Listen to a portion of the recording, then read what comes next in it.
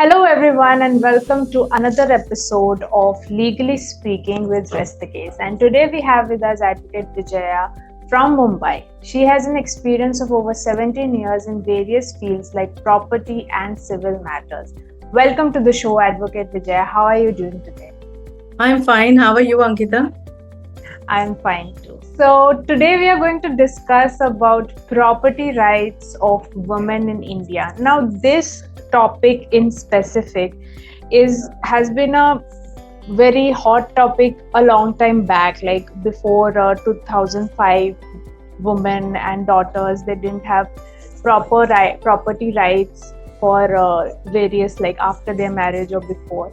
So let's discuss about it, that what are the various property rights of women that were there after 2005 and before. So my first question is, what sort of rights did they have before 2005, before the rights were enlisted after that? So, before 2005, see, property rights, when we talk about, there are two kind of rights in a property. One which comes through the ancestral property, and the other which is through self-acquired property. Now, Right. ancestral property, we have a concept which is known as co-parcener. Now, prior to 2005, only a male could be a co-parcener. So, the rights in a property is also devolves upon an unborn child. That is the first concept that we need to understand. Now, this concept of unborn child's right in the property was foremost for ancestral properties. But this was again limited only to male child. But after the amendment of the Hindu, now we are talking about the Hindu Succession Act. After amendment of the Hindu Succession Act in 2005, even females are said to be part of the co-parcener of the Hindu undivided family, and they become co-parcener, unlike pre-2005. Yeah. So what is the case for self-acquired property for women? So self-acquired property, now the thing is, in self-acquired property, you have a right where you can dispose of the property in the manner that you want. Say, for example, I have self-acquired property, or let's say my husband has a self-acquired property. So under the Hindu Succession Act, the property gets devolved according to the heirs. So mother, for example, it's a male heir. So the property, if it now again, properties, if a person dies, if he has kept a will, so the devolution of the property will be as per the will. And in will, and a self-acquired property can be bequeathed to anyone, even to a stranger, right? And if it is intestate, then it goes to mother, widow, and the children, children of the predeceased son also, or daughter. So that's how a self-acquired gets devolved. I can even gift my self-acquired property, which it does not apply to an ancestral property. Right. So in that sense, self-acquired and ancestral are different.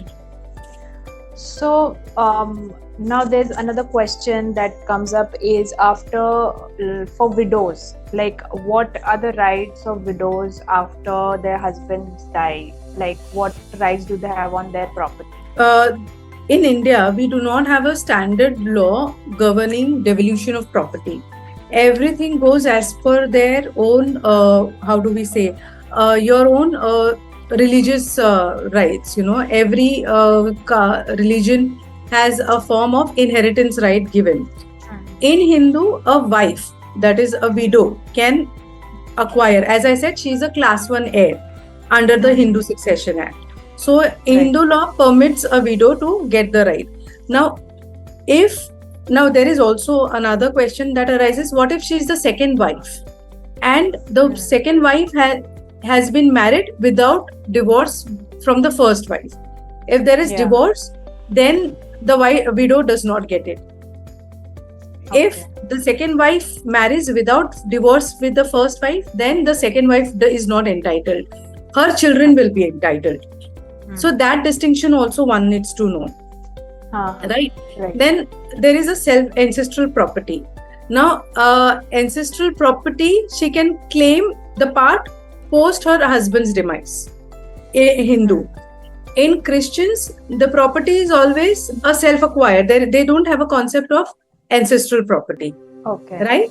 And in Muslim law, under Muslim law, again you have to see whether they belong to Sharia, whether they are Hanifa, etc. All those have to be seen, but generally it is the wife gets 1/4 part property uh, if there are children, and if no children, then 1/8 part of the property goes to the wife. Right. So, like mostly we see in Muslim law, like one man can have multiple wives. So, in that case, are there any property laws that are that a woman, or property rights that a woman should know? For Muslims, that is not a problem, because their religious laws permit marriage up to 5, right? And they have an obligation. Just because they are marrying 5 does not mean that the other wives are not taken care of. They have an inherent obligation that even if you are marrying without divorcing, then they have an inherent obligation to treat every wife equally and to maintain them equally. So inheritance also goes accordingly. Right. Okay. So now we have talked about daughters and widows. So what are the rights of married daughters in if a married daughter wants to claim rights for her father's property? So how does that work? So as I informed earlier, before 2005, the married daughter could not claim in in ancestral property at all. Okay, and mostly of what we have seen is always, even in self-acquired properties, what brothers do is that they take release deed executed, give some paltry amount, and get the rights removed of the sisters. But post 2005, in fact, even after 2005, there was a little clarity was required whether this is retrospective effect or prospective. So retrospective means since the beginning, past effect, and prospective is coming. So recently, the Honorable Supreme Court has also settled that, saying that the 2005 amendment has retrospective effect. So every woman who is alive can claim in her ancestral property from her father's side. Right. So I think this reminds me of a case where before, like pre 2005, in one of the personal cases, that the women in the family or the daughters in the family, they were not given the property rights. It was only given to one of the daughters who was unmarried, because she didn't marry, and rest of them got a certain amount of money, and that was it. So I think this right is very, very important, because after that they could claim, like it happened, they could claim that we want a right in the property. So then the brother had to give that money. Yes. And in fact, what happens, the earlier logic was this, that we are giving you a dowry, or we are getting you married off to some other family. And because it is the concept of ghar ka chirag, so my property should remain in my clan only. It shouldn't go to somebody else's clan, because your daughter is getting married to some other clan. And if my property is going to some other clan, my property is getting reduced. So the earlier logic was this, but now with times that have changed. Earlier we didn't have, the kind of financial, support that we used to give. Today we give that kind of some financial support to our family. So now, yes, this was the most required change that we really needed as women. Yeah, definitely. I think we have to spread more awareness. Like there has been a lot of awareness, but still I don't think so. Like a lot of women really know that now they can also claim that property right. Yes, in interior ways, yes, a lot of women are not aware, and a lot of women also, in terms of out of their love, etc., do give away a lot of things despite supporting their family. But yes, a lot of awareness around this is required. Absolutely. Now, when we are discussing property devolution, we are discussing it from the perspective of, the property coming through a man to me. Now, what happens? Now I am working today, or some property my husband must have given to me. or my Hmm. father might have given in gift, because gift it Hmm. was allowed. What happens Yeah. thereafter, to my Hmm. property which is in my name? So from a widow, say whether I'm a widow, whether I'm a spinster, then the ball game is different. If I'm a widow, then the devolution is different. So Section Hmm. 8 of Hindu Succession Act governs that Hmm. female class 1 heirs are husband and sons or daughters Hmm. and predecessor Yeah. children of predecessor this is children of predecessor children. Okay, so for Yeah. example, my son has passed away, but he has child, so that Hmm. child will be entitled, not the Yeah. burden. Okay, it's Hmm. like a tap flow which we open. One is, just because one is closed, there is another further, outlet Yeah. given, Another. so Yeah. that share goes to that outlet. It's Uh, like that. So you can imagine that there is right. a Right. in form Yeah. of a tap outlet. The minute I open the outlet, whoever Hmm. gets the water, if there is a further outlet, it goes Yeah. to that. So let's assume I do Yeah. not have, one of my son has died as a bachelor. So whatever his share goes to him will be equally divided amongst the other surviving. Hmm. That's, but if Right. I'm a spinster, then everything goes to my surviving heirs. That is either to my parents and my siblings. Spinster means like unmarried. Unmarried. Okay. Unmarried. If I'm an unmarried woman, then. So Hmm. this is also very important. One needs to know, as to how these devolutions happen. A lot Yeah. of time it so happens that I have married, I am a widow, and I do not have children. Then the question arises: how does the property devolve of a widow who had Hmm. self-acquired property or property in her name and do not have issue? Hmm. Then that is the most trickiest game, as to whom does it go. Yeah. Understood? So So what happens in that's that where we case? come into picture and then tell them that, look here, this is how it goes. If she has a will, then it will go as per will. If it is not as per the will, then it will go as per intestate given under Hindu undivided Hindu Succession Act. Yeah. So you were giving an example of where when a widow has no like son or daughter, and how the property is divided in that case. So if a widow is passes away, we have to see whether the property has come from whom. If it is her own self-acquired property, if it comes from husband, it will go to husband's side. If it Okay. comes from parents, it will go to the Hmm. parents' side. Yeah. We have to look at the Hindu succession law and then accordingly do it. Right. Right. Right. So, can you share some of the landmark judgments or some famous cases where these laws came into picture or some amendments were done over the years? See, the most important amendment, as we discussed, has been the 2005 amendment in terms Yeah. of women. Hmm.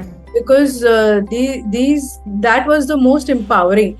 In fact, not many of the know or are aware where in Maharashtra there is a state amendment of Maharashtra, and that amendment dates back to 1994, if I am not wrong, where a right was given to a woman. Oh. Yes, not many are aware there is an amendment. Yeah.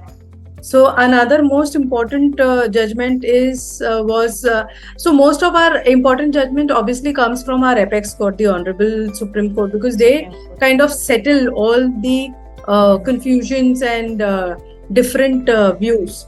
So there was another case in 2018 where the Honorable Supreme Court had ruled that daughters have equal rights in ancestral property even if they were born before 2005. So where I said that it will have a prospective effect. It is not just for daughters who were born after 2005. It will be applicable even to my grandmother if she's today alive. Right? Yeah. Then there was another tribal people have a matriarchal society and they have a very different way of customary law. Yeah. So in 2018, the Honorable Supreme Court had also come up with another judgment where they said that tribal women also have equal inheritance rights in tribal land and property. And there are certain tribal. So in Maharashtra, there are certain tribal areas where it's a matriarchal society. There are certain, or even Nagaland or area where it's a matriarchal society. The tribals are very, progressive in that sense. But Mm-hmm. there were certain where they were not giving any rights to women, saying that these are our customary rights. We do not give it to women. So those Mm-hmm. customary rights were also set aside. Mm-hmm. So there are many various in which have kept evolving, and the Honorable Supreme Court has made every attempt to give every make laws progressive and make it. I will not say. See, a lot of people say, why only women are getting this? It is not about women getting it. People are thinking that only women are getting, but it's all about trying to bring a balance in the society. There Yeah. is so much of imbalance. Mm-hmm. The scale was something like this. So the male was here and the female is already here. So when they are trying to uplift it, obviously this is going to tilt, and a balancing is being tried to achieve. Like Yeah. there was another where women are not the natural guardians. It is the male who was considered as natural guardian. So in 1999, the Honorable Supreme Court emphasized that no, both the parents should be considered as natural guardians, and what should be important is the most important is the welfare of the child. So these are Yeah. the few judgments, which have brought about a change in and try to bring an equilibrium or a balance in the society. Yeah.